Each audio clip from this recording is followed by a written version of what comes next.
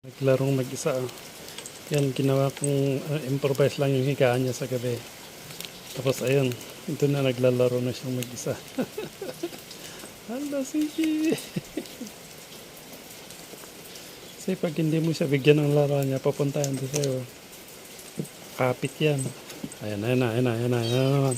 Ayan na, ayan na, ayan na, ayan na. O yan, yan, ayan na, sinasabi ko sa'yo. Allah, Allah. Pati cellphone agawin kasi. Allah. O dito, dito, dito. Ayan, laro ka dito. Sige, sige. Yan, ganyan. Ganda yung higaan niya. Higaan niya. Pati buntot niya. Oh. Allah, sige.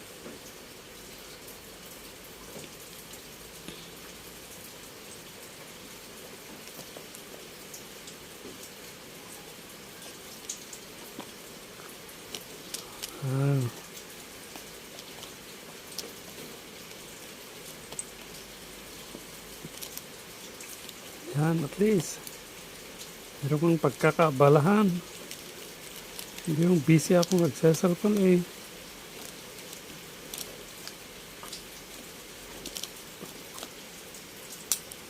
Parang baby naman na inaalagaan mo. Ang nilalaro mo bago para makatulog. Ayun. Pag bitawan mo to, ayun, nalapit siya sa'yo, i-istorbuhin ka niya. Kaya kailangan bigyan natin siya ng time na magkipaglaro. Sige.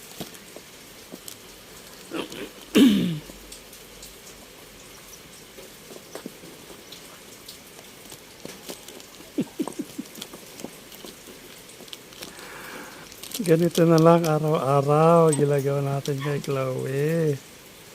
Noon si Stanley, ngayon si Chloe na ang ginaganito. Ano ba yan, Chloe?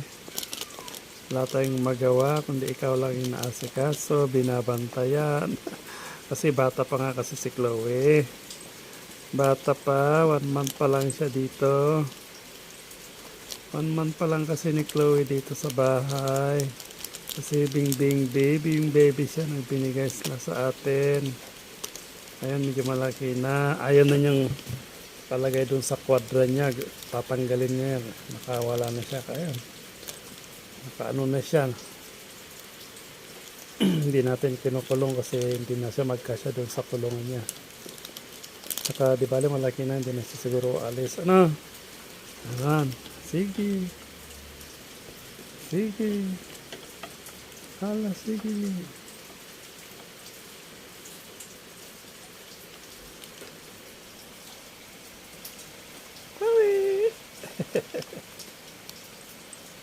Ganito na lang gagawin natin. Di tayo makapag-cellphone.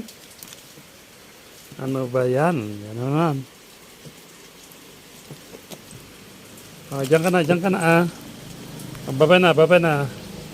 Maglaro ka mag-isa dyan.